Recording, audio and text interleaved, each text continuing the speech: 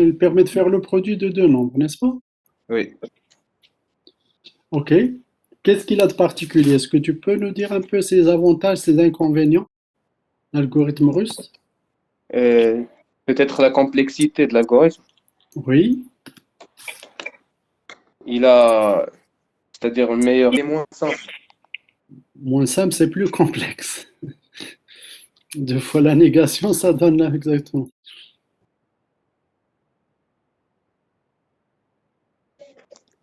Moins simple, oui, que l'algorithme classique.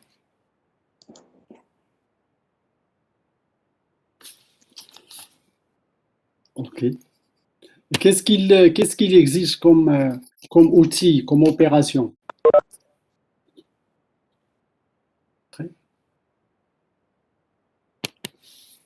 Oui. Que demande l'algorithme russe comme opération? Ok. Et quoi d'autre?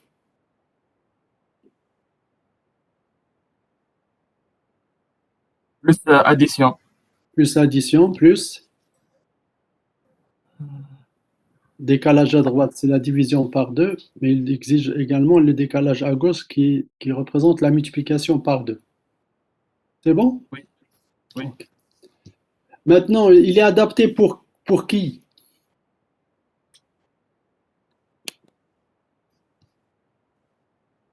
Est-ce qu'il est adapté pour l'être humain? Pour les machines. Beaucoup plus pour les machines. Pourquoi? Parce que ça demande une vitesse en termes de calcul, il est basé sur le binaire. C'est surtout parce qu'il est basé sur le binaire. Parce que les nombres sont représentés en base 2 et l'opération de multiplication et division par 2 revient à effectuer un décalage à droite ou à gauche. Ce sont des opérations très simples.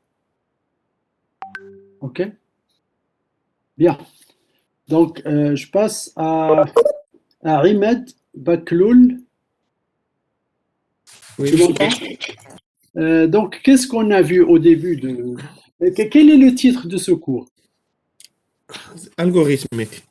Ok, ça c'est ce qu'il y a sur l'emploi du temps. Mais comment j'ai intitulé le cours?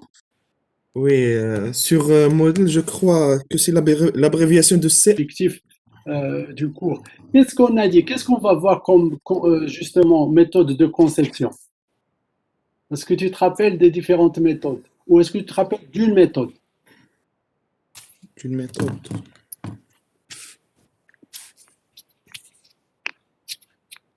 Et l'objectif donc de ce cours, c'est étant donné un problème, on va essayer de lui trouver plusieurs algorithmes, on va essayer de les analyser, déterminer quel est le problème ou la solution ou l'algorithme le plus efficace, et c'est ça ce qu'on va peut-être choisir pour l'implémenter. C'est bon? Bien. Donc on a vu la définition, la représentation, et je vous ai demandé en fin de séance donc de faire la trace de cet algorithme. Est-ce que vous avez fait la trace?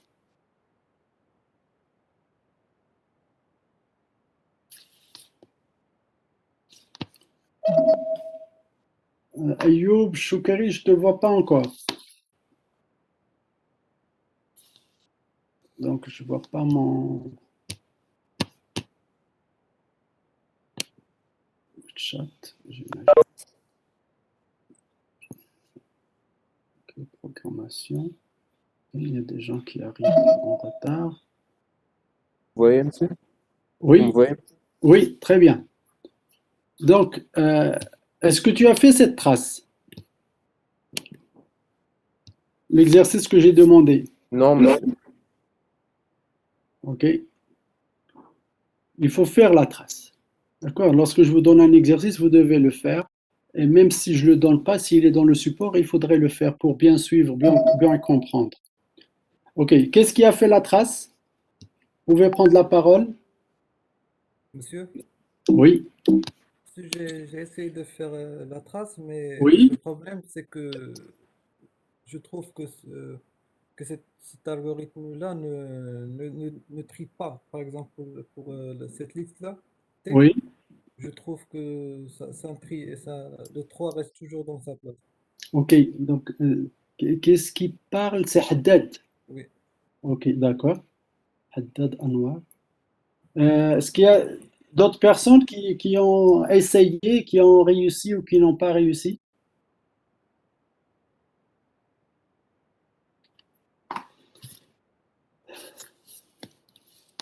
Personne?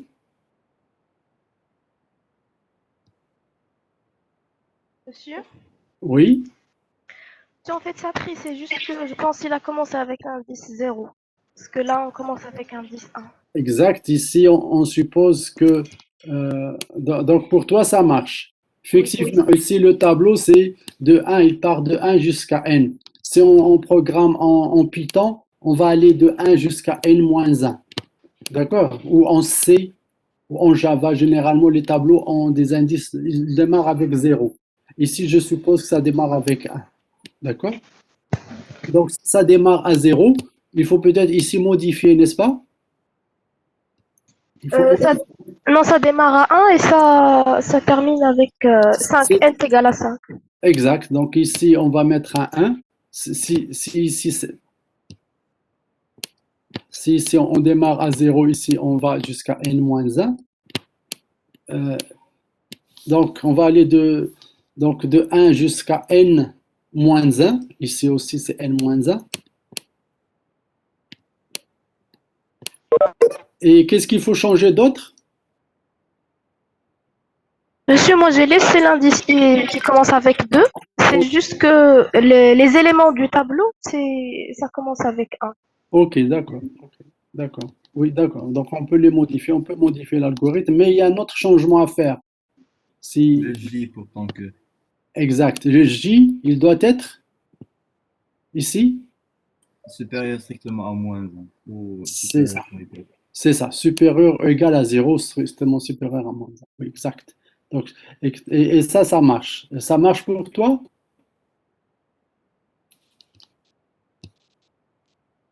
Lorsque tu as fait ça, ça marche?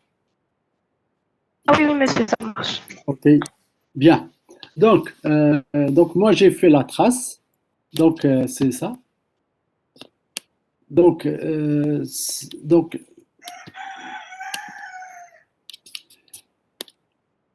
donc ici, on voit que donc on a ici un tableau de longueur 5.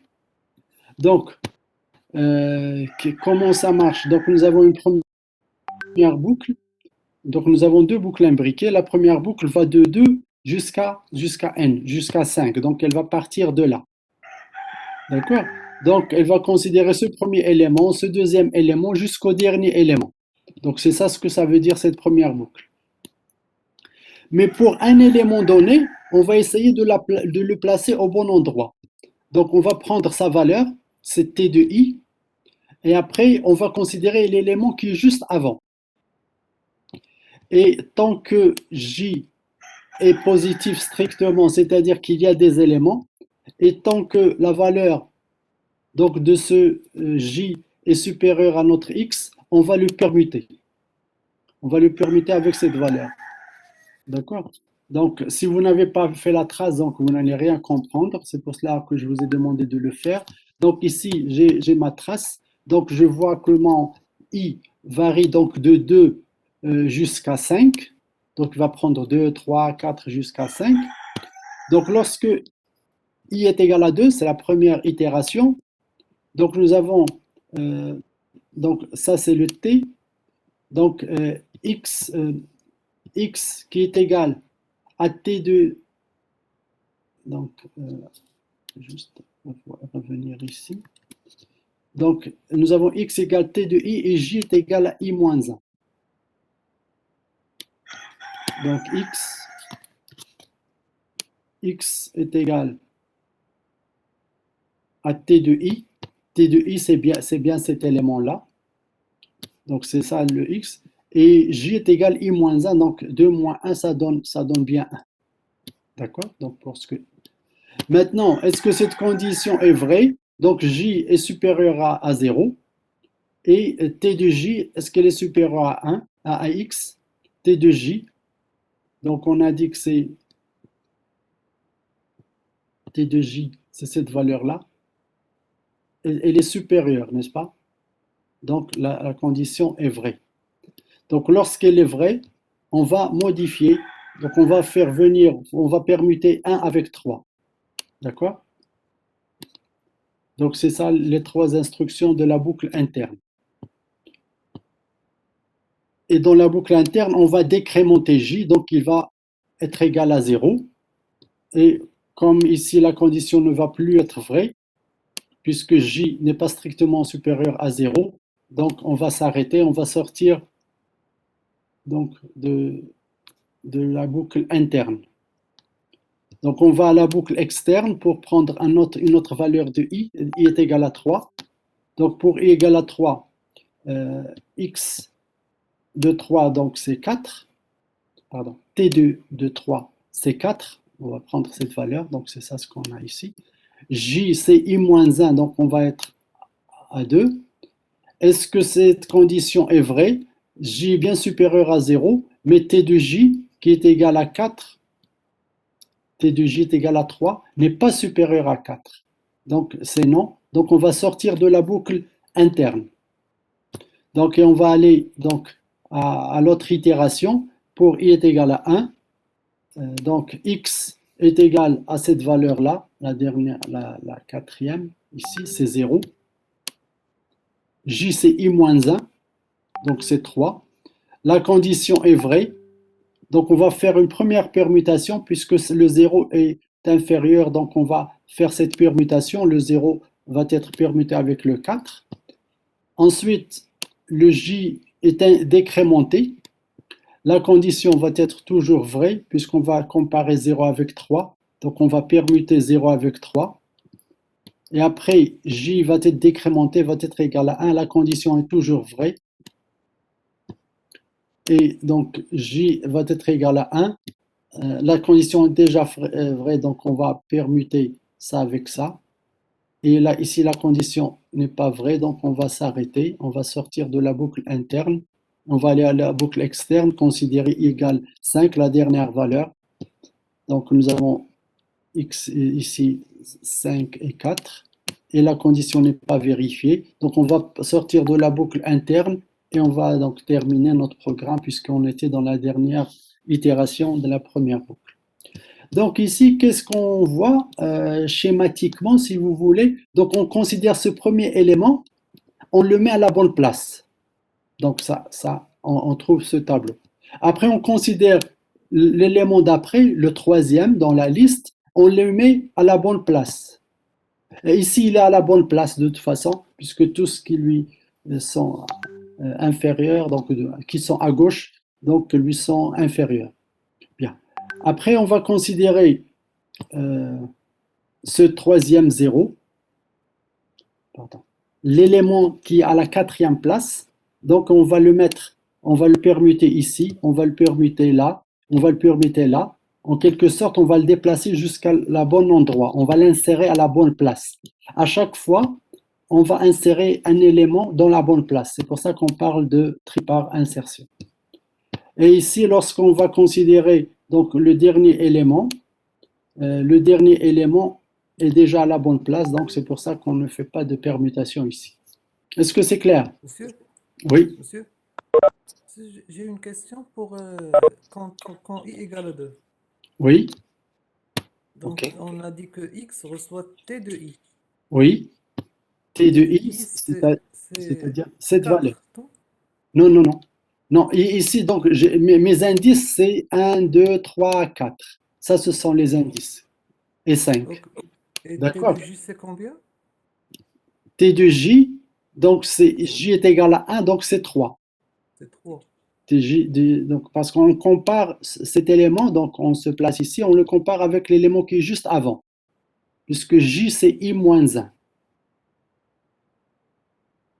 D'accord, est égal à 1, donc c'est cet élément-là. D'accord? Encore une fois, je suppose que mes indices démarrent de 1. J'aurais pu supposer qu'ils démarrent de 0. C'est clair?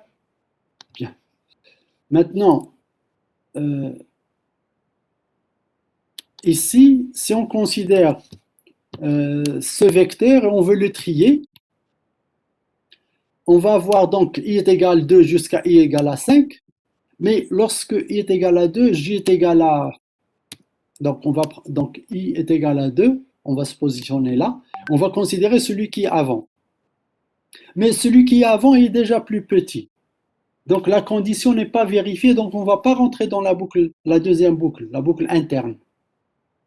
Donc on ne va pas faire de permutation. Après, lorsque i est égal à 3, on va considérer cet élément-là.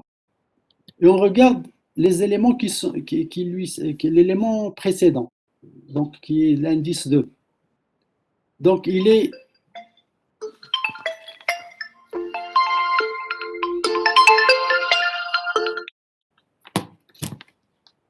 plus grand, donc on ne va pas faire de permutation.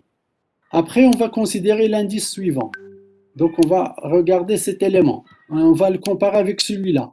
Il est plus grand, donc on ne fait pas de permutation. Et enfin, on va considérer cet indice, c'est-à-dire cet élément. On va le comparer avec cet élément. Il est plus grand, donc on ne fait pas de permutation. D'accord? Donc, quelle est la particularité de ce tableau? Ayoub. Notre objectif, c'est de le trier en ordre croissant. Quelle est sa nature?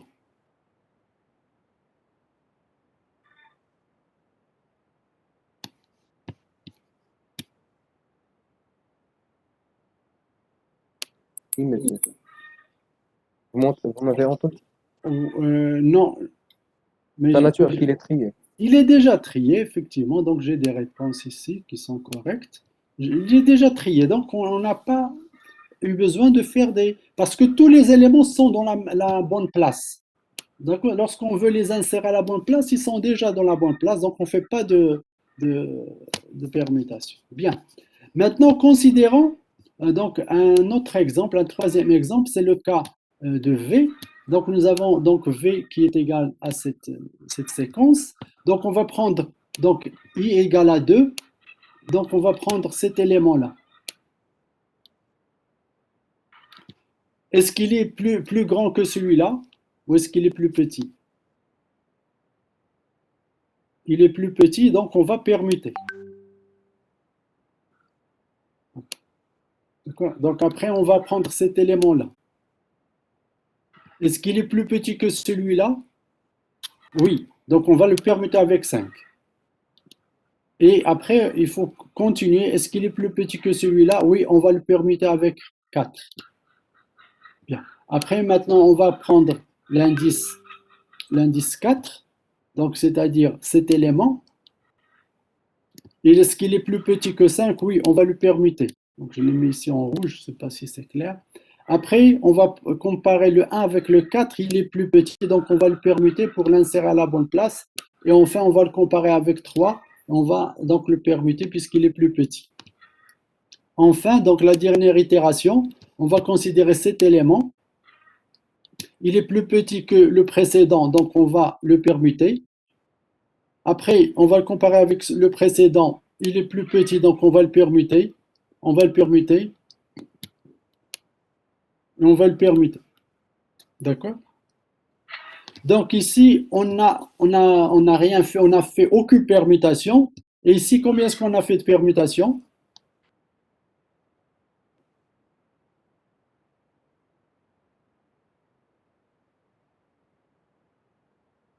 Monsieur. 10, est-ce qu'on a fait plus que tout à l'heure pour le T ou moins? Oui, on a fait plus de permutation. Oui, pour quelle raison on a fait le maximum? En fait, c'est le maximum de permutations que l'on peut faire parce on est rentré systématiquement dans la boucle interne. Donc, il a plus de complexité. Oui, mais qu'est-ce qu'il a de particulier? Qu'est-ce qu'il a de particulier ce tableau? Le tableau V. Tout à l'heure, le U. Il est trié inversement. Exact. Il est trié inversement. Donc, pour le trier, il faut faire le maximum d'efforts, le maximum de permutations. Donc, c'est le pire des cas. D'accord? C'est Le pire des cas. exact. C'est le pire cas, effectivement. D'accord? Donc, le V, c'est le pire cas. Et qu'est-ce qu'on peut dire de U? C'est le meilleur cas. C'est le meilleur cas. D'accord? Donc, si on revient à notre algorithme,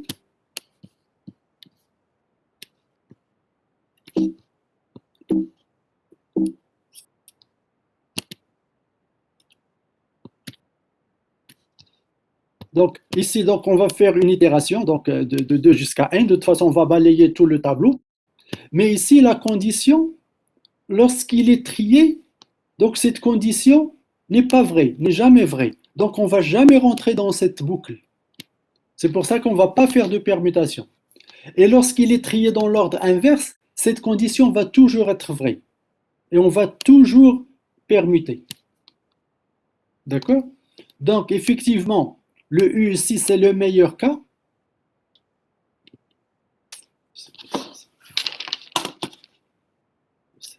Donc, meilleur cas, je m'excuse de l'écriture. Donc, ça, c'est meilleur cas.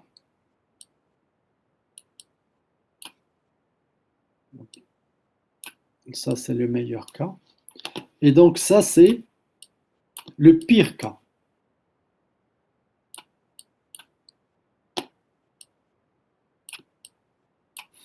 Okay. Maintenant, notre analyse, on peut la baser sur le pire cas. On va dire que pour 5, ça va prendre 10 permutations, comme ce que tu as dit tout à l'heure. Pour U, donc ça prend 0 permutation. Donc, on ne va jamais rentrer dans cette boucle. D'accord? Comme on peut la faire en pire cas ou bien en meilleur cas. On peut la faire en moyenne. Donc, c'est ça ce que j'ai dit la dernière fois, donc lundi. Donc, on peut faire une analyse dans le meilleur cas, on peut faire une analyse dans le pire cas, et on peut faire une analyse dans le cas moyen. Donc, en moyenne, combien ça va prendre de permutations, par exemple. Donc, par exemple, pour le tri par insertion, donc dans le meilleur cas, ça prend 0 permutation. Permutation. Et ici, dans le pire cas, ça va prendre, je pense, n moins 1, moins... Donc ça, c'est un 1. Peut-être sur 2 permutations. D'accord? Donc, lorsque n est égal à 5, donc c'est 5 fois 2, ça fait 10.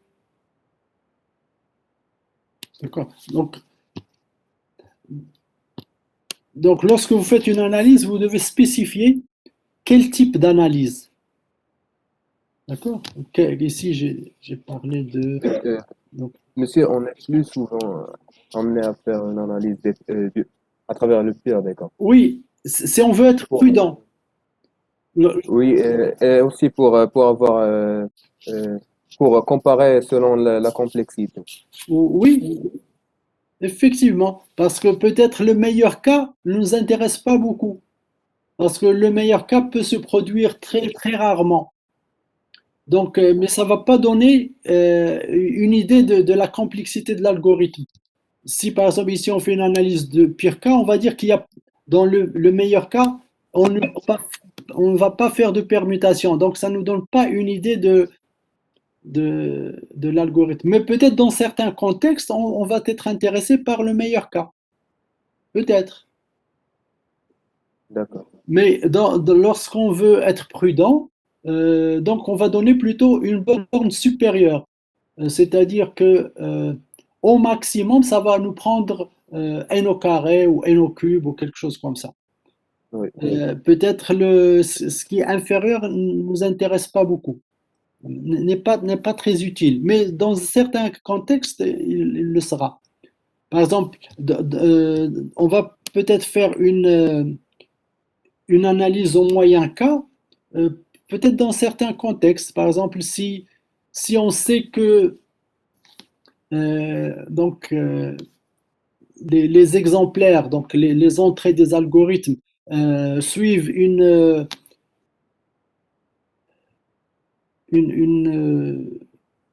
distribution uniforme, donc on peut dire qu'en moyenne, ça va nous prendre on peut parler de moyenne, d'accord? Si elle suit une distribution uniforme. Ok. Mais nous, pour la suite de ce cours, on va se baser pour le pire cas, donc pour être prudent. Donc, on va parler donc, du cas pessimiste. D'accord? Donc, ça va être une borne supérieure. On est sûr que ça ne va pas dépasser un certain nombre de permutations dans ce cas. C'est clair pour tout le monde? Ok. Bien.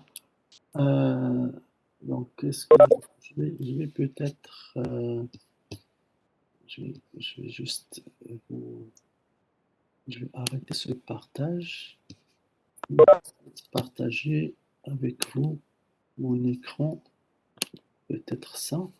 Est-ce que vous voyez quelque chose? Ici. Donc ça, c'est l'algorithme tri par insertion. Donc, effectivement, de 1 jusqu'à n. Mais ici, donc, j'ai programmé en Python. Et c'est de 0 à n-1. Donc, la première boucle, elle va de 1 jusqu'à la longueur du tableau, qui est n. D'accord?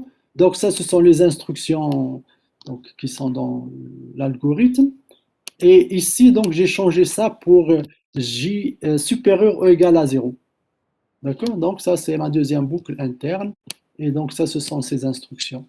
Donc, et ça, ce que je retourne. Donc, j'ai ici les trois tableaux. Donc, si j'exécute ça,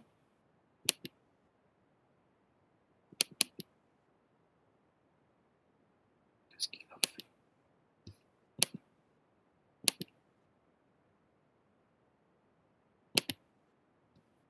Ok, donc c'est moi qui dois. Donc, ici, j'ai bien trois tableaux qui sont triés. Donc, ça, c'est le premier résultat, deuxième résultat, troisième résultat. C'est bon? Donc, juste pour répondre à Haddad, Anwar de tout à l'heure. Donc, l'algorithme marche. Maintenant, lorsqu'on passe à la programmation, donc il y a des programmes qui, dans les tableaux démarrent à 0, d'autres, pardon, il y a des langages dans les tableaux démarrent à 0, d'autres qui peuvent démarrer à n'importe quel indice, ainsi de suite. C'est clair? Bien. Donc, je reviens au cours. Je vais essayer donc d'avancer.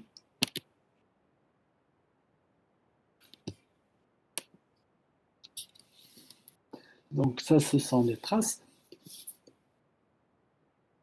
Donc, ça, c'est la conclusion donc, des traces. Donc, U, c'est le meilleur cas pour notre algorithme. V, c'est le pire cas pour notre algorithme.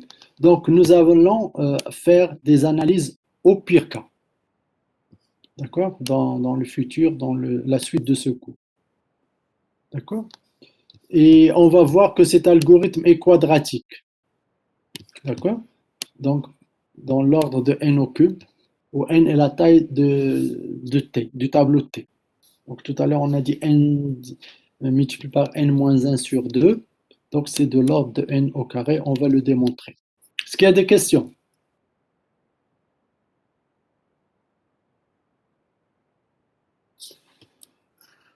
Bien. Donc, on continue. S'il n'y a pas de questions. Monsieur, il y a une question dans le chat. Ok. Isabello. Merci de me prévenir parce que je viens de... Ok, ça veut dire quoi quadratique? C'est que c'est n au carré. D'accord? C'est n fois n. Comment on va calculer cette complexité dans le pire cas? D'accord, on va le voir. On va le voir par la suite. On va prendre notre algorithme et on va essayer de l'analyser. On va dire, ah, quand est-ce que cette condition, dans le pire cas, on va exécuter ces instructions. On va les exécuter lorsque cette condition est toujours vraie. C'est ça. Quand est-ce qu'elle est toujours vraie? Elle est toujours vraie lorsqu'on a un tableau qui est dans l'ordre inverse, qui est donc trié par ordre décroissant. D'accord? Donc, on va essayer de comptabiliser le nombre de permutations Donc, ça va faire le nombre d'instructions qui sont là. Et après, on va compter sur ça. Donc, on va voir comment on va faire. Donc, on va faire des sommes, etc. On va essayer d'arriver donc, à notre résultat. Donc, on va le voir dans le chapitre suivant.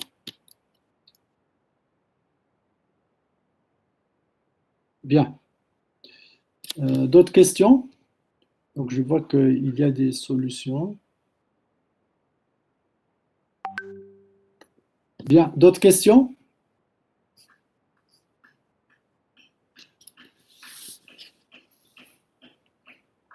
OK.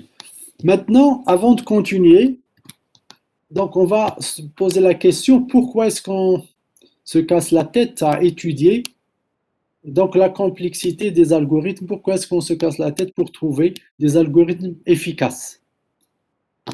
Un vendeur de machines, de matériel, va vous dire, ne vous préoccupez pas de ce problème-là, ne vous cassez pas la tête à chercher plusieurs algorithmes, essayez donc de trouver le meilleur, etc.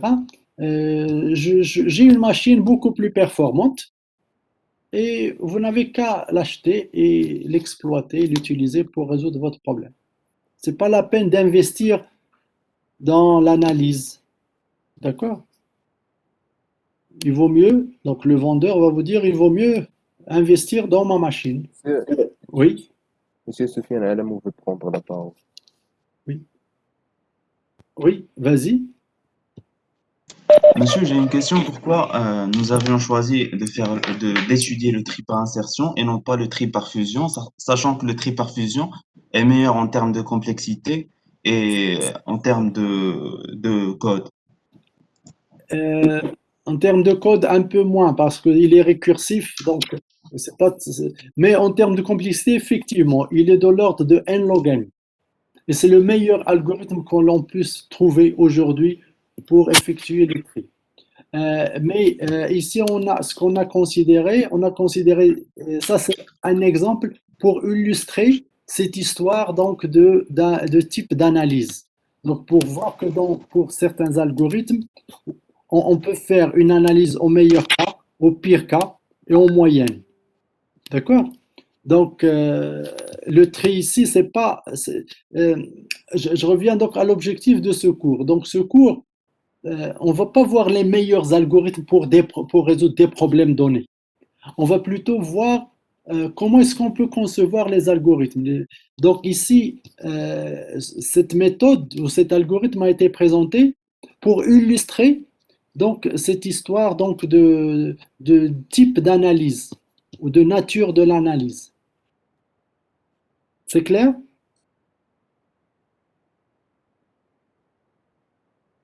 Sofiane? Sofiane? Allamou? Oui, c'est bon, monsieur. C'est bon? D'accord. Donc tu as raison. Le tri par insertion n'est pas le plus efficace lorsque le n est très grand. Par contre, ici, on l'a utilisé pour illustrer un petit peu cette notion de nature de l'analyse. Bien. Donc, ici, donc, on se pose cette question. Donc, pour cela, on va se dire, donc nous avons un algorithme A, une machine.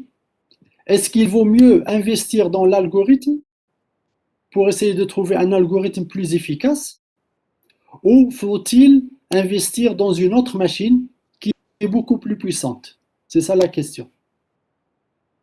Ici, on va investir dans l'intelligence, analyser l'algorithme et essayer de chercher d'autres algorithmes pour résoudre le problème. Ici, on va investir dans le matériel. Donc, intelligence matérielle. C'est ça le compromis entre les deux. D'accord? Donc, la question, est-ce qu'on va exécuter notre algorithme sur la nouvelle machine plus puissante ou bien est-ce qu'on va essayer de chercher un nouvel algorithme qu'on va exécuter sur notre machine classique, normale de début. OK? Donc, pour illustrer ceci, on va considérer des exemples, un exemple, juste pour fixer les idées. Donc, on suppose que n, c'est la taille de l'exemplaire, par exemple, le nombre d'éléments à trier. On suppose que T de n, c'est le temps d'exécution de l'algorithme A sur la machine M, donc c'est notre temps d'exécution actuel. T', c'est le temps d'exécution de notre algorithme si on l'exécute sur la machine plus puissante. Et T seconde, c'est le temps d'exécution si on trouve un autre algorithme A' et on l'exécute sur notre machine. C'est clair? Donc la question, comme tout à l'heure ici, c'est la même. Est-ce que le temps d'exécution sur la nouvelle machine est supérieur au temps d'exécution du nouvel algorithme sur l'ancienne machine? La question est claire? Ayoub? Non, monsieur, c'est pas clair. C'est pas clair. Donc je reprends. Donc ici, supposons que vous avez un problème à résoudre et vous avez un algorithme que vous exécutez sur une machine, mais que ce temps n'est pas satisfaisant. D'accord? Donc, comme dans le cas des applications parallèles, donc ce sont des applications qui prennent beaucoup de temps. Supposons que ça va vous prendre par exemple une journée pour exécuter votre programme. C'est trop, donc c'est pas satisfaisable. Supposons que c'est pas satisfaisant. Donc vous avez deux solutions.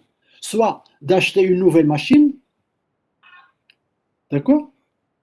Une machine plus puissante, imprime, soit de réfléchir à un autre algorithme plus efficace. Optimiser l'algorithme. Exact, optimiser l'algorithme, oui. Trouver un autre algorithme, optimiser, c'est-à-dire trouver un autre algorithme plus efficace, plus optimal. Oui. Optimalité, d'accord?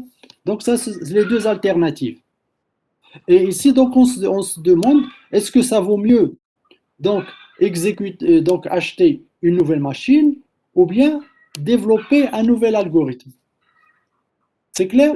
Oui, c'est clair. C'est ça la question. Est-ce qu'il faut investir dans l'intelligence ou bien dans le matériel? Dans l'intelligence, c'est-à-dire dans le programme. Dans l'algorithme. Oui, je pense que c'est dans l'algorithme qu'on doit s'investir. Toi, tu penses que c'est dans l'algorithme. Est-ce qu'il y a d'autres réponses? Est-ce qu'il vaut mieux investir dans l'algorithme ou bien dans la machine?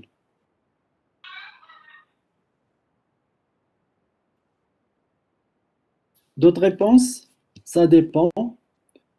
Les deux, peut-être les deux. Ibrahimi, Zakaria. Algorithme pour raison d'utilisabilité. Ok, on va voir.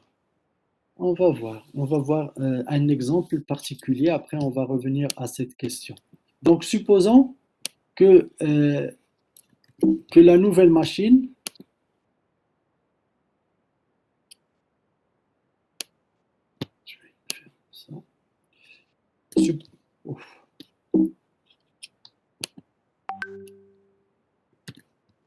Donc, supposons que la nouvelle machine est 100 fois plus rapide. D'accord? Et que le nouvel algorithme est plus efficace que le premier. Donc ici, si notre temps, si le temps d'exécution sur l'ancienne machine prend ce temps-là, donc c'est 10 à la puissance moins 4, 2 à la puissance n secondes. Ici, c'est une machine 100 fois plus rapide, donc on va diviser par 100. Donc on va avoir ce temps. C'est clair? Donc c'est ça, T'. Donc c'est le temps d'exécution sur la nouvelle machine. Supposons maintenant qu'on a réussi à trouver un algorithme plus efficace dans la mesure où ici on avait 2 à la puissance n, ici nous avons n à la puissance 3. Au lieu d'avoir un algorithme exponentiel, nous avons ici un algorithme cubique. Monsieur, Oui, je pense que on peut commencer par s'investir dans le programme jusqu'à Oui. obtenir un programme c'est-à-dire le meilleur programme, algorithme. Parlons d'algorithme pour l'instant. le Oui, meilleur algorithme. oui. Et si on ne peut plus optimiser par la suite l'algorithme, on peut aller s'investir dans la machine. Ok, d'accord. On va répondre à cette question tout à l'heure. Donc, je continue l'exemple. Donc, ici, on suppose que le nouvel algorithme sur l'ancienne machine va prendre ce temps. D'accord? Donc, ici, vous avez les valeurs de t, t', t secondes pour des n différents. Donc, lorsque n est inférieur, donc petite, donc une petite valeur, donc c'est des secondes presque partout. Mais lorsque n est grand, donc ici, par exemple, lorsque n est égal à 30, ici nous avons 10 jours, donc ça c'est pas raisonnable. Ici t', donc si on achète une nouvelle machine, ça va nous prendre 3 heures. Mais sur le nouvel algorithme, ça va nous prendre 5 minutes. D'accord? Ici, ça va nous prendre 4 mois. Ici, ça va nous prendre 10 minutes. Donc, ici, vous avez une représentation des fonctions. Bien sûr, ici, c'est une échelle algorithmique, logarithmique. Donc, ça, c'est pas proportionnel. On multiplie à chaque fois par 10. Donc, nous avons ici t qui est exponentiel, donc il croît très vite. T', lui, il prend t, il le divise, donc pour un n donné, donc ça c'est pour un n donné, il le divise par un certain nombre. Ici, on suppose que c'est 100. D'accord? Donc à chaque fois, il le divise par 100. Donc, on réduit le temps, mais on le réduit par 100, c'est tout. Par contre, si vous trouvez une fonction, par exemple, vous passez de l'exponentielle au quadratique, vous allez avoir une fonction qui est comme ça. Donc, lorsque n est assez grand, donc vous allez trouver une meilleure performance par rapport à la solution d'acheter une nouvelle machine. D'accord?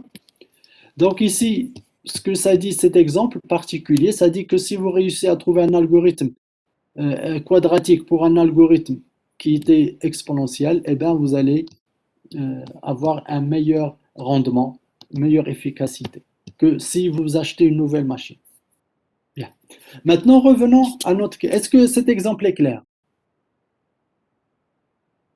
Oui, monsieur. Ok. Revenons maintenant à la question de tout à l'heure.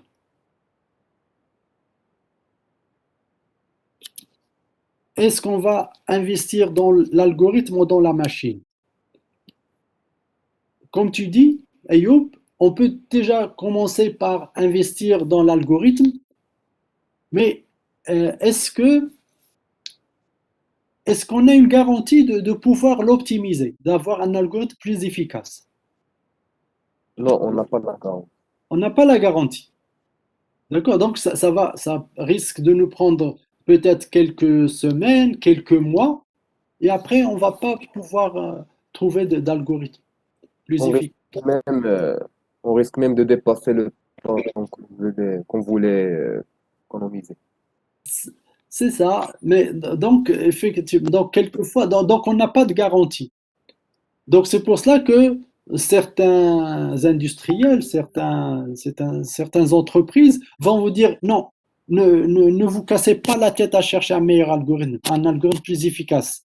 Moi, j'achète cette machine qui a 10 processeurs, vous exécutez le programme. Pourquoi? Parce que nous avons un contrat qui doit être livré dans 3 mois et on n'a pas le temps de, de réfléchir à l'optimisation ou à l'efficacité de l'algorithme.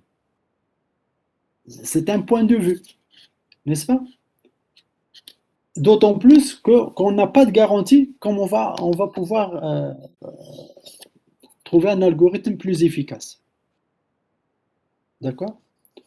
Mais si on réussit à trouver un algorithme plus efficace, donc on va pouvoir améliorer l'algorithme de façon beaucoup plus intéressante que si en général, que si on achète une nouvelle machine.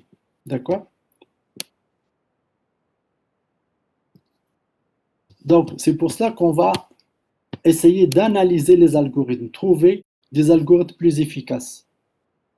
Donc, dans certains contextes, on ne va pas vous donner le choix, on va vous dire, ah, voici une nouvelle machine, vous l'utilisez et c'est tout. Dans d'autres cas, on va réfléchir à à peut-être d'autres solutions plus efficaces. Donc, c'est pour ça que j'ai vu tout à l'heure les réponses. Donc, il y a des gens qui ont dit les deux. Est-ce qu'on va acheter ou on va investir dans l'algorithme? Les deux possibilités, c'est vrai. Et on peut commencer par une première, par l'étude, l'analyse de l'algorithme. Et après, si ça marche pas, au bout d'un certain temps, on peut passer à l'autre solution, ainsi de suite. Bien. Donc, ici, on va voir, donc pour voir ce problème de complexité qui va se ressembler à ce qu'on a vu ici. Donc, on va considérer le calcul des nombres de Fibonacci. Donc, tout le monde sait que les nombres de Fibonacci sont définis de cette façon-là. Donc, le premier terme, c'est 0, le deuxième terme, c'est 1, et le prochain, c'est la somme des deux précédents. D'accord? Donc, ça, c'est une définition. Il y a d'autres définitions qui commencent peut-être par 1 et 2. On peut avoir plusieurs définitions qui ont la propriété, qui ont cette propriété, mais le démarrage, ça dépend. Donc, la définition la plus commune, c'est celle qui démarre avec 0,1. Mais on peut très bien démarrer avec moins 3, moins 8, je ne sais pas, tout ce qu'on veut. Bien. Donc, pour trouver ces nombres-là, on peut le calculer de manière directe. C'est la formule de Moivre. Donc, qui est donnée par cette formule, par cette équation. Ici, le phi, c'est 1 plus racine de 5 sur 2, ce qu'on appelle le nombre d'or. Donc maintenant, si je vous demande de calculer le sixième nombre de Fibonacci, comment allez-vous faire? Le sixième, c'est-à-dire on doit calculer le cinquième et le quatrième. Ok, d'accord. Donc, essayons donc d'écrire un algorithme qui se base sur cette définition. Un algorithme qui découle directement de cette définition. Donc, qu'est-ce qu'on va faire? On va dire, C'est pas récurrent. oui, oui, on va appeler sa fonction, je vais l'appeler fib1 pour dire que c'est la première. Après, il y aura d'autres méthodes. Donc, pour n,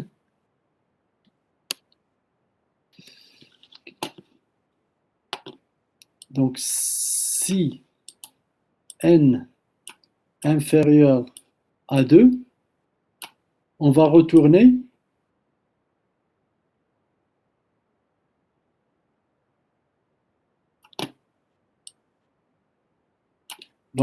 n.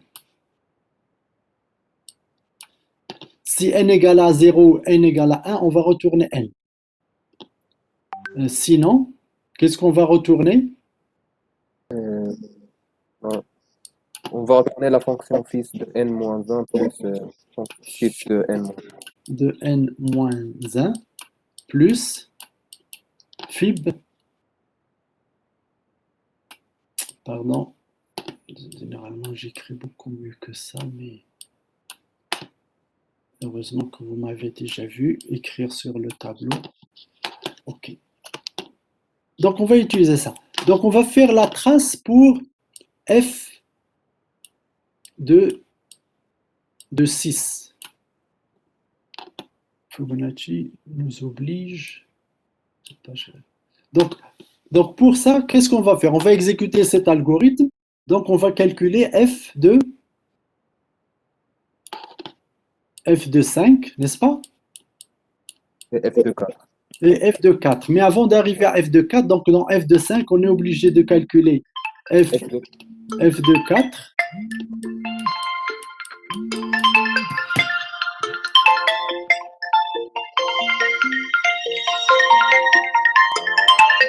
Ouais, parce que ça ne veut pas marcher, ça ne veut pas marcher. Pour f de 4, on va calculer f de 3. Pour f de 3, f de 2. Pour f de 3, on va calculer f de 2.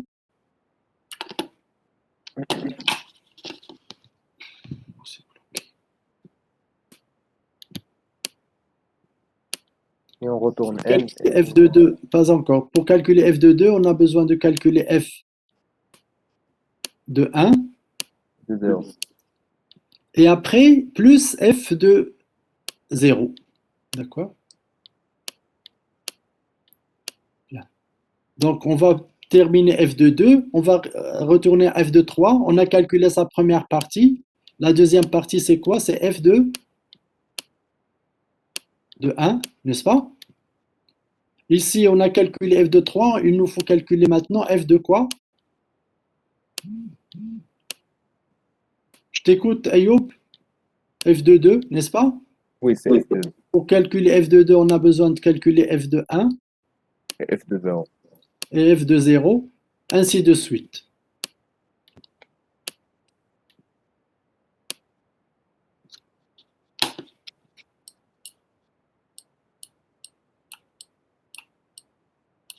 Donc ici, pour calculer f de 5, on a calculé f de 4, il nous faut f de 3. Pour calculer f de 3, il nous faut f de 2. F de 1. Pour calculer f de 2, il nous faut f de 1 Et f de 0. et f de 0.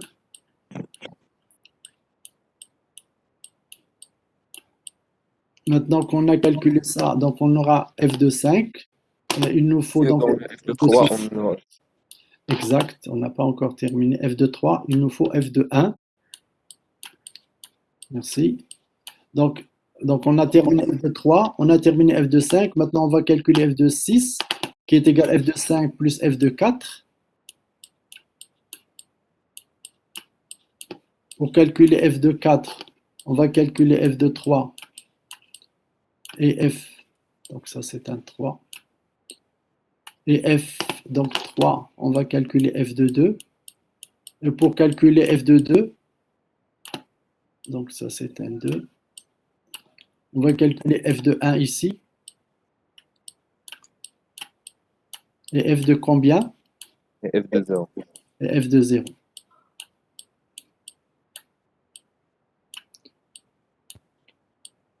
Bien, ça c'est un 0. Donc on a terminé f de 2. Donc on va calculer ici, pour compléter f de 3, on aura besoin de calculer f de 1. Même chose pour f de 4. De 2. La même chose pour f de 4. Donc on va terminer f de 3, on va calculer f de 4, donc il nous faut f de 2. Et on est arrivé à la fin de notre calcul, puisque f de 2 va nécessiter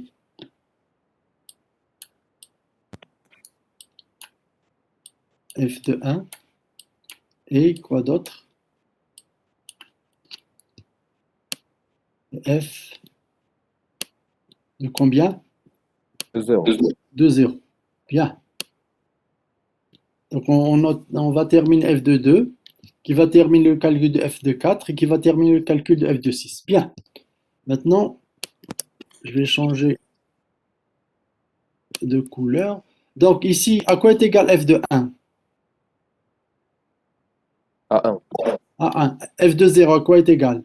À 0. À 0. Ici, c'est un 1. Ici, c'est un 1. Ici, c'est un 0. Ici, c'est un 1. Ici, c'est un 1. Ici, c'est un 1.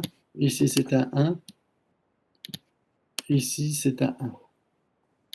Donc, on va dire que donc ça, et ça, c'est 0. Donc, ici, c'est un 1. Plus 1, ça fait 2. Plus 1, donc ça fait 3. Donc, plus 4, 5, 6, 7, 8. Donc, f de 6 est égal à 8. Est-ce que c'est clair?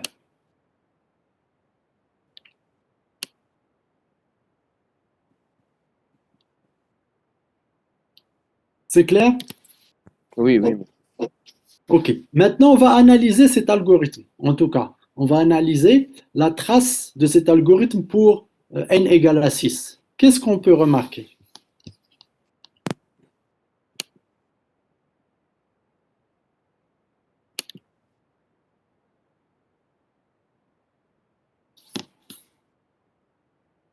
Monsieur, c'est pas 8. Oui, oui, vas-y, qu'est-ce qui parle? C'est moi, c'est moi. Fayou, vas-y. Ce n'est pas 8, la trace. C'est pas 8? Donc on s'est trompé quelque part? Il y a des f de 1 là-dessus qu'on n'a Oui, pas calculé. où ça? Dans la ligne supérieure. Non, essayons de compter donc les feuilles de cet arbre. D'accord? Donc les nœuds terminaux. Donc il y a un f de 1 ou f de 0. Donc il y a 1, 2, 3, 4, 5, 6, 7, 8. Donc c'est bien 8. Monsieur, c'est correct, c'est 8. C'est bien, oui, c'est bien 8. C'est correct, effectivement. Il n'y a pas d'erreur. Parce que regarde, ici ça donne 1, plus 1 ça donne 2. Ici ça donne 2 plus 1 ça donne 3. Ici plus les deux qui sont là, donc ça donne 5. Et ici ça nous donne 1, 2, 3. 3 plus 5 ça donne 8. Ouais. Donc il n'y a pas d'erreur. Quel est le problème avec cette trace? Est-ce qu'il y a Euh, on répète, euh, on répète souvent la des décomposition. exemples? Qu'est-ce qu'on a répété plusieurs fois?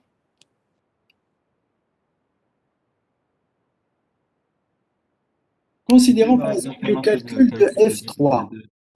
Donc ici, on a calculé F3 dans cette branche et le même calcul, on l'a reproduit là, F3. Oui. Et il y a Aussi le F4. aussi le F4. Donc si on prend F3, il est calculé 3 fois. Donc c'est pas très efficace, n'est-ce pas? Puisqu'on refait les calculs plusieurs fois. Donc cet algorithme, qui est un algorithme récursif qui découle directement de la définition des nombres de Fibonacci, n'est pas très efficace. Parce on va, et voyez-vous, ça nous a pris beaucoup de temps pour faire la trace. Parce qu'on a fait les calculs plusieurs fois, les mêmes calculs plusieurs fois. Donc si on prend par exemple f de 2, il est calculé là, il est calculé là, ainsi de suite, il est calculé là. À chaque fois, on essaie de trouver sa valeur. D'accord? Si je vous demande de trouver le nombre de Fibonacci, vous n'allez sûrement pas utiliser cet algorithme. Vous allez peut-être, donc vous savez que c'est, donc ça, ce sont les indices 0, 1, 2, 3, donc ça c'est un 3, 4, 5, 6. Donc vous savez que ça c'est 0, n'est-ce pas? Ça c'est un 1. Donc ça c'est, je vais juste, pour ceux qui ne suivent pas très bien, donc ça c'est un n, c'est l'indice, et ça c'est f de n. F de n. Ça c'est la valeur, le nombre de Fibonacci. C'est clair? Bien, ici 2 à quoi est égal?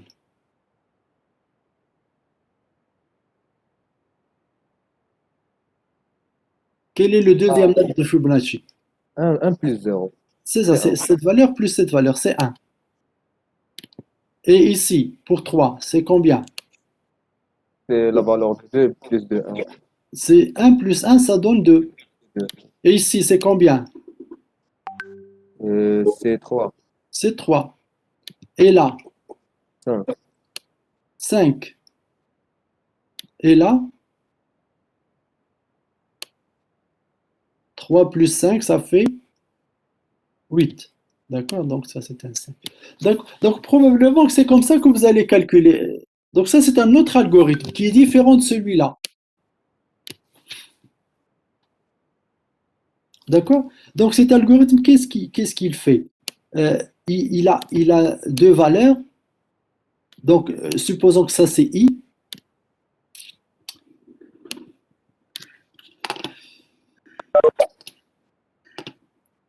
Ça, c'est un I. Et ça, c'est un J. Je ne peux pas faire beaucoup.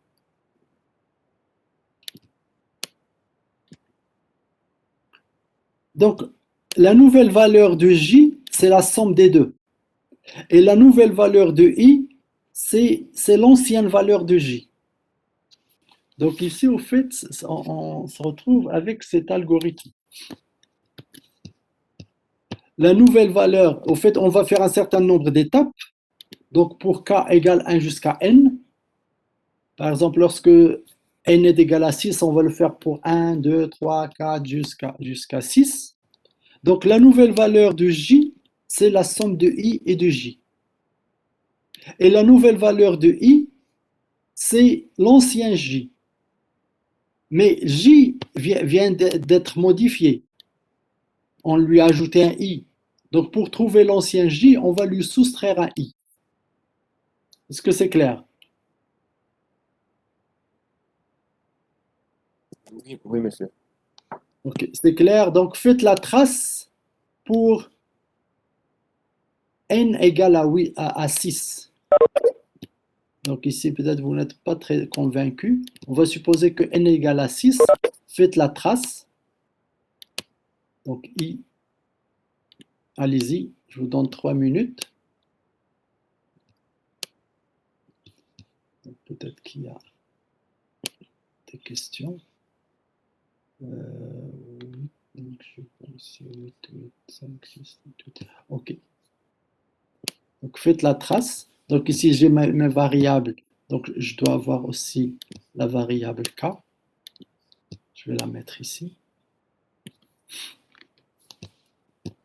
Donc la première instruction ici j'ai 1.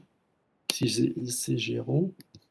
Ici j'ai rien dans la première instruction, la première ligne. Après le k va valoir 1. Après elle va valoir 2, 3, 4, 5, jusqu'à 6. Donc, en principe, c'est pas comme ça que ça marche. Ça va aller étape par étape. Mais ici, juste pour que je n'oublie rien, donc j'ai mis toutes les valeurs de k. Donc, lorsque k égale à 1, donc j devient i plus j. Donc j devient la somme, c'est-à-dire, Ayoub, C'est-à-dire 1. 1. Et i, c'est l'ancien j. En principe, c'est 0. Donc, on va lui retrancher la nouvelle valeur, on va lui retrancher i, donc c'est Moins 1. 0. C'est 0 moins 1. Non, c'est 1, C'est puisque l'ancien. c'est J'ai 1 Voilà. moins C'est la i. voilà. Oui, Quoi? oui, monsieur, c'est ça. C'est bon pour 0, d'accord? Donc, c'est l'ancienne valeur de j, qui est celle-là. Bien. Après, on va passer, donc, on vient de faire cette itération, première itération. Après, k égale à 2. Donc, j, c'est la somme, donc on va avoir un 1. Mais i, c'est j, cette valeur, moins l'ancienne valeur, moins i, qui est égale à 0, donc ça va nous donner 1. Après, on va passer à cette itération. Et 2 est égal à 2. Et i est égal à 1. Ici, il y a 1. On exécute cette itération maintenant. Ici, c'est 3. Ici, Et 2. c'est 3 moins 1, ça donne 2. On exécute cette itération. La somme, c'est 5. Et ici, c'est 3. C'est 3. Et on exécute la dernière itération, pardon. Ici, on a 8. Et là, on a 5. Et on va retourner j, c'est-à-dire la valeur qui est là. Donc, c'est bon. N'est-ce pas? Oui, c'est ça. Donc, ceux qui ont déjà analysé des algorithmes, quelle est la complexité de cet algorithme? On va l'analyser. Mais je vois ici le chat. C'est pas exact. Donc, k égale 1 jusqu'à n. Donc, il y a n itérations. Donc, chaque itération va faire quelque chose. Donc, le temps est proportionnel à n. Donc, c'est dans l'ordre de n. On on va retrouver ce résultat. Alors que celui-là, comment est-ce qu'il est? Là aussi, on va pas le démontrer, on va juste... Qu'est-ce que vous pensez de ce temps-là? Lorsqu'on a fait la trace, on a retrouvé un arbre binaire. Donc, qu'est-ce que vous pouvez dire du temps d'exécution?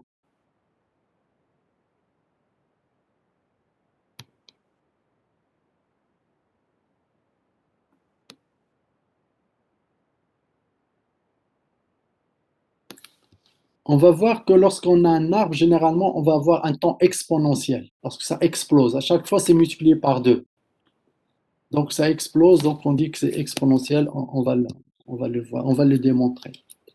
Bien. Exponentiel, donc j'ai déjà des bonnes réponses ici. Donc, effectivement, mais on va le démontrer. Bien. Donc, on continue. Donc, ça, c'est un troisième algorithme du calcul de nombre de Fibonacci. Je vais vous demander de faire la trace pour n égale 6. D'accord? Pour aller un peu plus vite, on va aller pour n égale 6. Allez-y. Dites-moi, que retourne cet algorithme lorsque n égale à 6?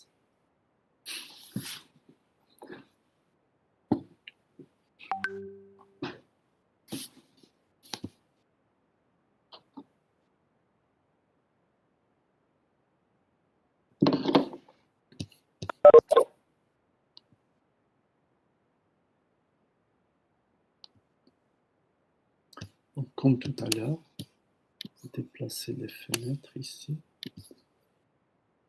On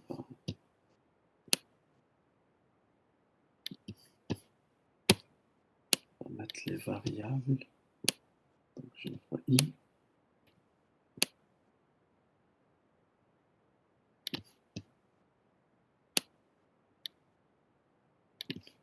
J. K.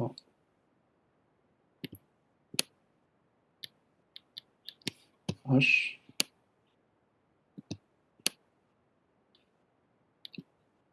Qu'est-ce qu'il y a comme d'autres variables?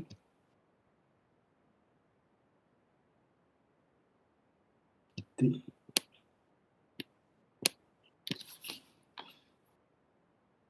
Qu'est-ce que vous trouvez?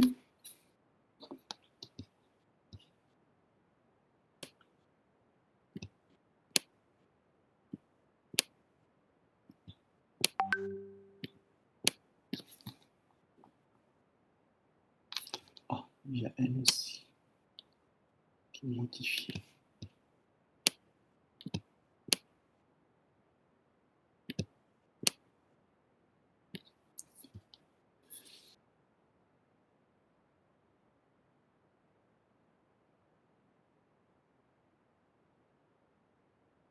Combien vous trouvez?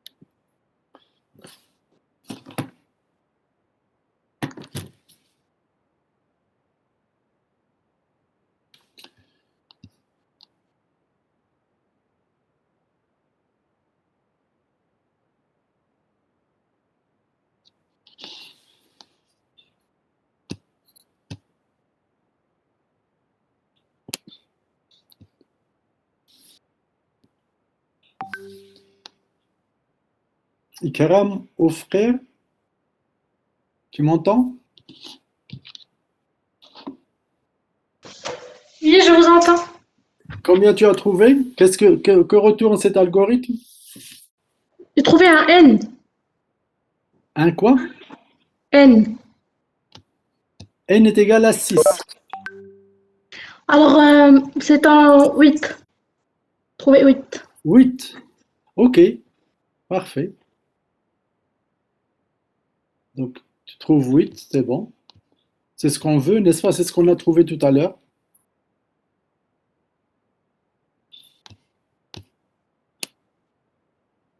Donc, on va essayer de le faire. Tu suis avec moi, s'il te plaît, Ayoub, pour vérifier avec moi. Combien tu as trouvé, Ayoub?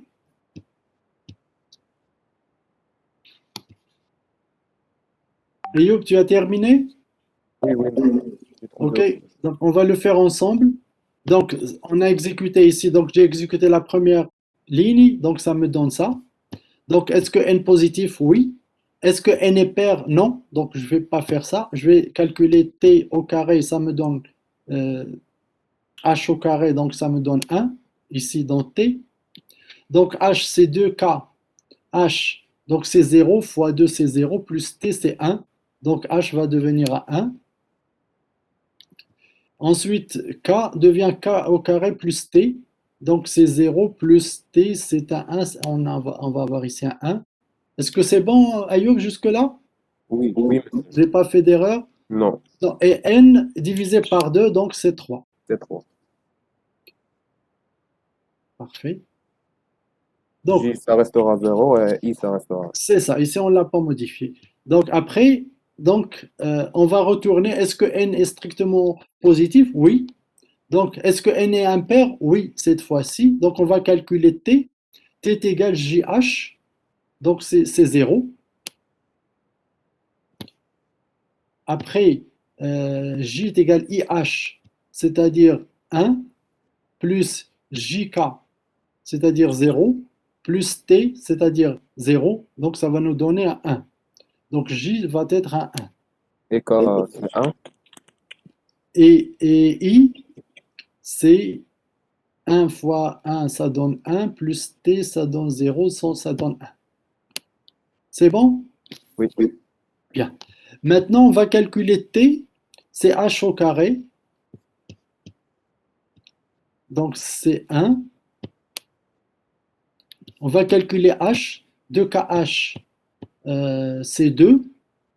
Plus T, c'est 1. Donc, ça va donner 3. H, donc, va donner 3.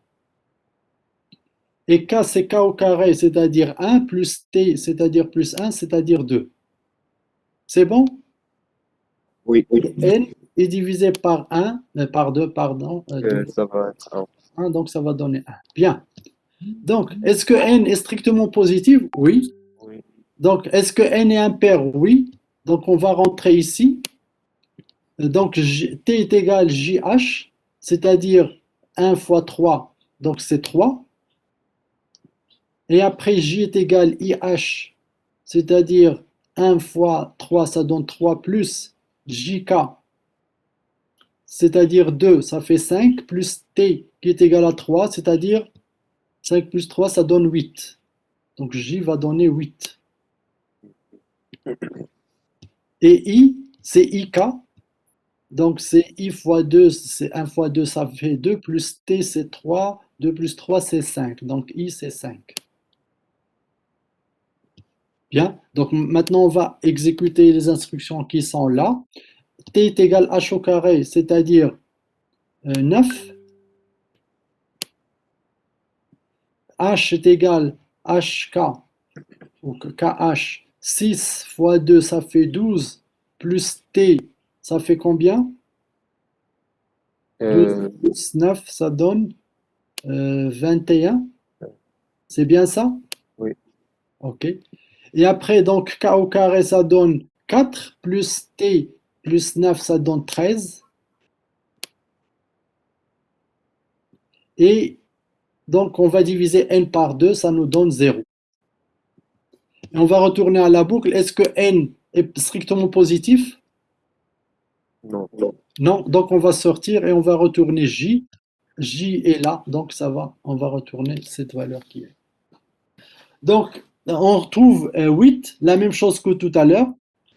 Et en réalité, c'est un algorithme qui nous permet de calculer les nombres de Fibonacci. Maintenant, est-ce que vous avez compris pourquoi est-ce on l'a décrit de cette manière-là? Est-ce que vous voyez un peu l'idée derrière?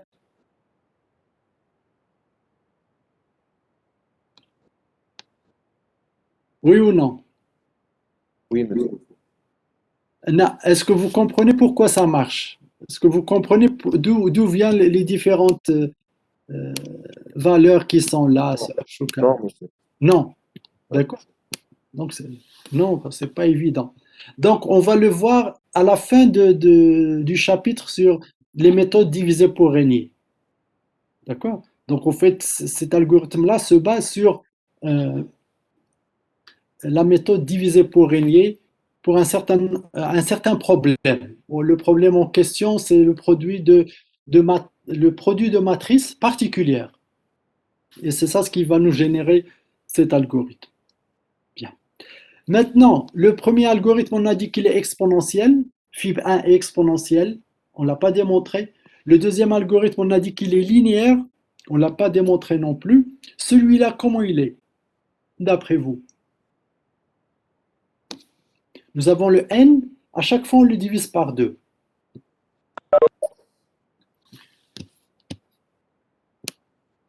Ok, donc j'ai une bonne réponse. Nzhadina. J'ai une mauvaise réponse. Rifai. Par contre, la première réponse de Rifai était correcte. Ok, réponse de Moujani aussi est correcte. Donc, lorsqu'on divise à chaque fois par 2, si par exemple n est une puissance de 2, de la puissance k, donc à chaque fois on divise par 2, jusqu'à ce que n devient égal à 0. Donc ça veut dire, en fait, c'est le k qui est à chaque fois divisé. Donc, le nombre d'itérations va être le nombre k. Parce que chaque fois on divise par 2. À chaque fois on divise par 2. Donc, on va faire k itérations. Et k n'est rien d'autre que log de n en base 2.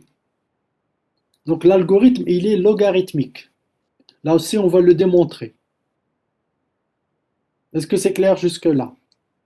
Donc j'ai présenté 3 algorithmes différents du nombre de Fibonacci. Donc les 2 algorithmes, on a compris comment est-ce qu'on les a écrits. Le premier découle directement de la définition. Le deuxième, donc, découle de la méthode avec laquelle on va calculer, si on le fait à la main. Celui-là, il est un peu plus mystérieux, mais on va découvrir le mystère qui est derrière dans dans la dernière partie du chapitre sur les algorithmes divisés pour régner.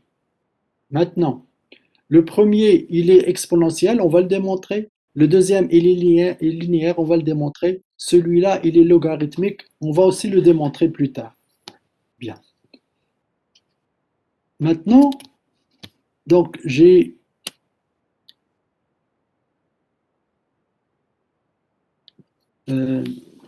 pris donc mes 3 algorithmes.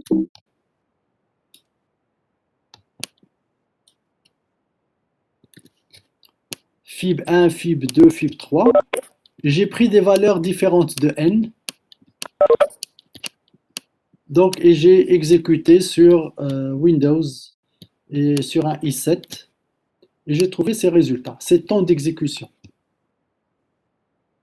Donc, vous voyez que lorsque n augmente, donc ici, on a déjà avec Fib1 l'algorithme récursif.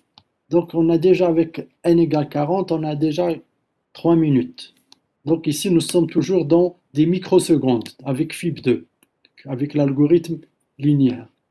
Mais ici, donc avec n égale 1 million, on est à 1 minute, mais ici, nous sommes à quelques secondes, à 1 seconde, même pas 1 seconde. Donc ici, on peut aller donc, pour des n beaucoup plus importants parce que l'algorithme est moins complexe. Donc, ce que je vous demande de faire donc, pour lundi, c'est de faire votre propre tableau et vous me donnez les différents temps que vous trouvez. D'accord? Et bien sûr, vous mettez donc le matériel sur lequel vous avez exécuté votre programme. C'est bon?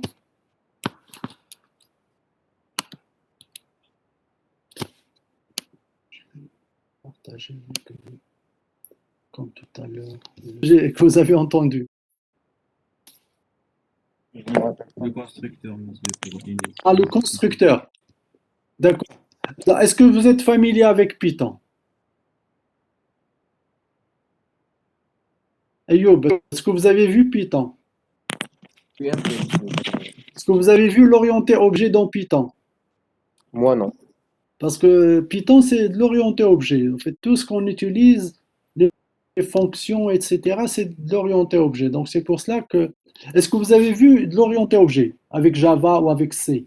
Oui, monsieur. D'accord, donc c'est la même chose. Donc, ici, c'est le constructeur. Donc, ça, c'est la... Donc, j'ai expliqué tout à l'heure les méthodes. Vous avez bien compris les méthodes. Oui.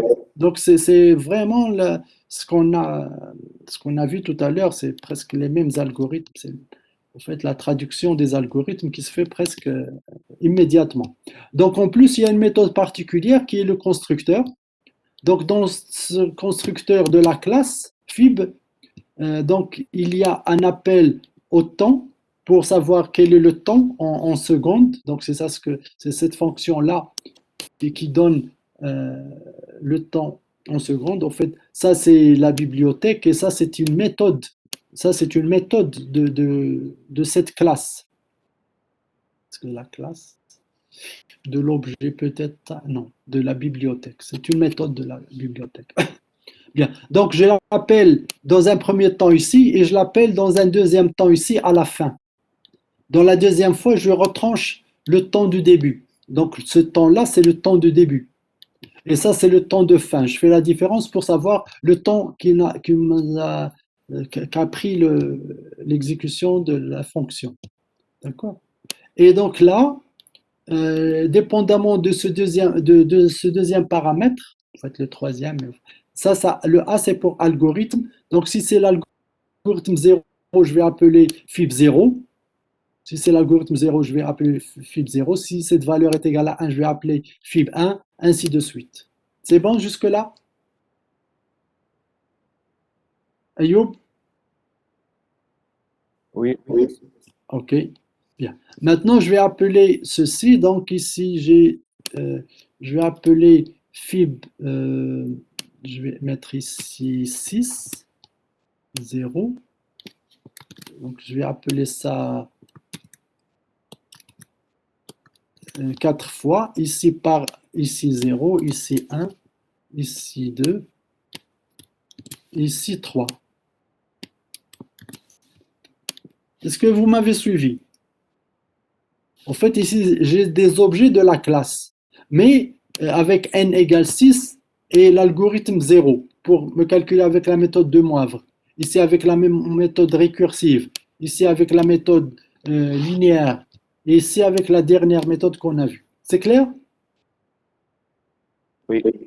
Et là, donc, lorsque j'exécute, en principe, je vais avoir... Donc ça, c'est l'exécution de l'autre programme. Je vais exécuter donc ce programme-là, c'est Fibonacci. Donc j'ai ici les temps. Donc la première, vous avez vu un peu l'inconvénient de la première méthode. Donc ça, c'est la méthode de Moivre. Quel est son inconvénient? Elle a dépassé un peu.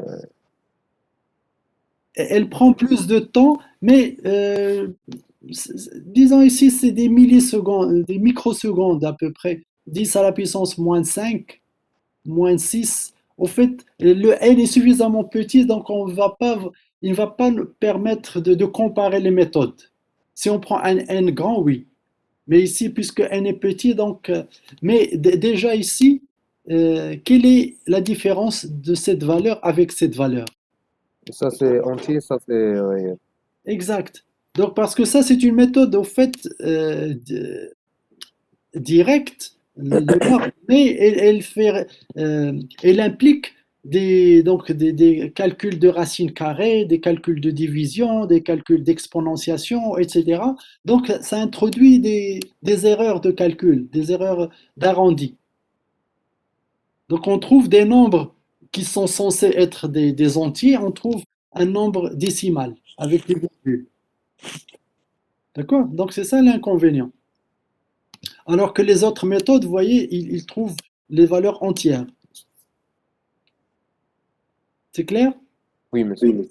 Donc maintenant, je vais pas, je vais juste vous montrer quelque chose qui me semble important. Avec ça, donc on peut aller très loin. Donc on peut aller, par exemple, calculer 10 à la puissance 7, 10 millions. On veut calculer le 10 millionième nombre de Fibonacci avec la troisième méthode.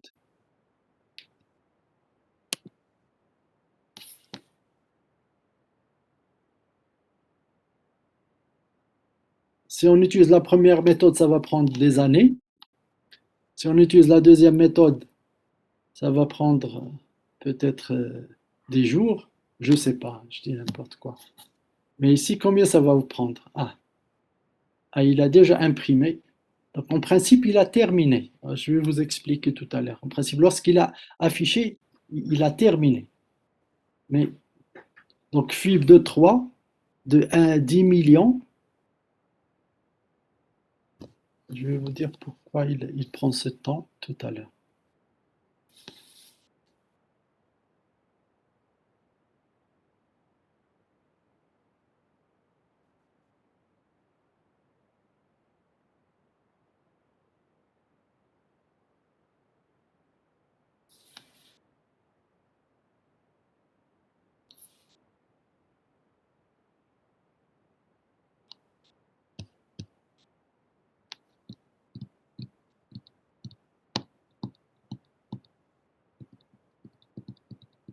J'aurais pu prendre un nombre plus petit, mais je sens que ça ne prend pas plus qu'une minute. Donc un peu de patience.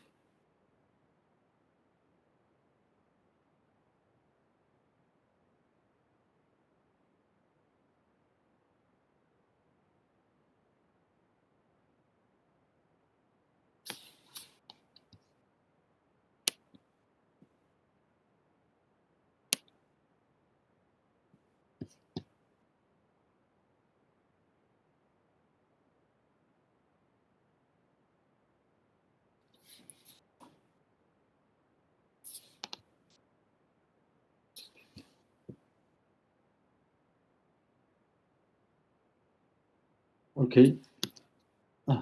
Il est là. Qu'est-ce que c'est que ça, d'après vous? Donc, il a pris, d'après ce qu'il me dit là, 19 secondes. En tout cas, moi, j'ai eu l'impression que c'est une éternité, mais donc 19 secondes, peut-être 20 secondes. Euh, mais que représentent les chiffres qui sont là?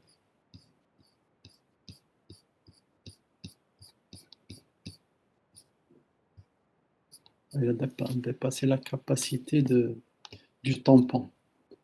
Que représentent ces chiffres?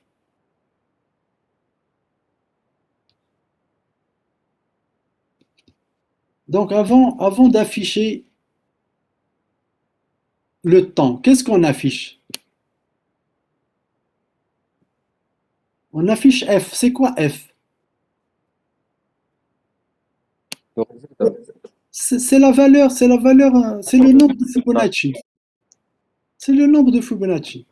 Ici, par exemple, lorsque A égale à 3, on est dans ce cas-là. C'est le nombre de Fibonacci.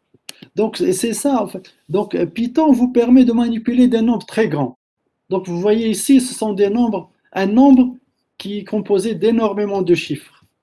Donc, les autres langages ne vous permettent pas de faire ce genre de choses. Voyez-vous, donc c'est un nombre qui est composé, je ne sais pas, le 10 millionième nombre de Fibonacci, peut-être qu'il est composé d'un million de chiffres. Je dis n'importe quoi. Il est composé d'énormément de chiffres. D'accord? Parce que c'est une suite qui croît très rapidement. D'accord? Bien sûr, avec les petits nombres, on a l'impression qu'elle croît doucement, mais après un certain temps, ça croît très rapidement, donc c'est exponentiel. Donc ici, donc, je vais juste remettre le cours. Je veux dire là, la page ici. Vous la voyez? Donc ici, au fait, on était là. Donc ici, donc, donc le I7, ça prend 40 secondes, alors que là, ça a pris seulement 20 secondes, la moitié. Donc cette machine-là est plus rapide que l'ancienne machine. Donc ça, c'est un i5. J'ai un i5, mais c'est un Mac. J'ai un peu de la publicité pour le Mac. Mais peut-être parce que j'ai 4 gigas, j'ai plus de mémoire. Donc ça dépend de la mémoire, du système d'exploitation, mais aussi ça dépend de la mémoire. Donc c'est impensable de le faire ici et c'est impossible, disons, de le faire avec le premier algorithme. Est-ce qu'il y a des questions? Bien. Donc pour lundi, je veux que vous me donnez un tableau qui ressemble à ça. Donc pour faire de l'analyse empirique, vous me dites pour des valeurs différentes de n, quel est le temps d'exécution pour chaque algorithme. Donc on a vu 3 méthodes. La quatrième, c'est celle du moivre. On va voir d'autres méthodes basées sur d'autres techniques. D'accord? Mais ici, vous pouvez vous limiter à ces méthodes. Est-ce qu'il y a des questions? Ayoub, est-ce que c'est clair? Ok. Donc, je vais m'arrêter là s'il n'y a pas de questions. Donc, participants. Le chat, donc je vois qu'il n'y a aucune question.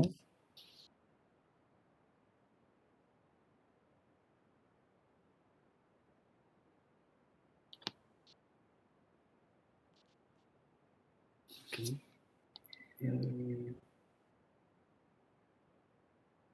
Bien.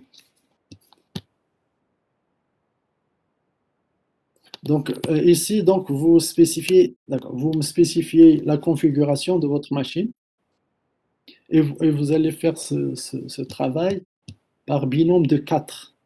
Donc selon la liste officielle. Donc vous prenez les 4 premiers, c'est la première équipe. Donc les 4 suivants, la deuxième équipe jusqu'à la fin. C'est clair? Ok. Maintenant, s'il n'y a pas de questions, envoyez-nous les enregistrements du cours. J'ai envoyé le premier enregistrement. Est-ce que vous l'avez vu? Oui, monsieur, mais on n'a pas le mot de passe de l'enregistrement. C'est pas possible. Ah, vous n'avez pas vous n'avez pas pu le voir? Mais vous auriez dû un message. On ne peut pas le voir sans le mot de passe. Monsieur, on n'avait pas reçu le mot de passe pour accéder à l'enregistrement.